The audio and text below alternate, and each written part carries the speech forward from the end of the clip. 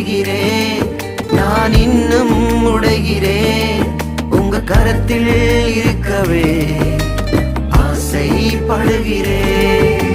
குயவனே நீர் என்னை தொடனுமே,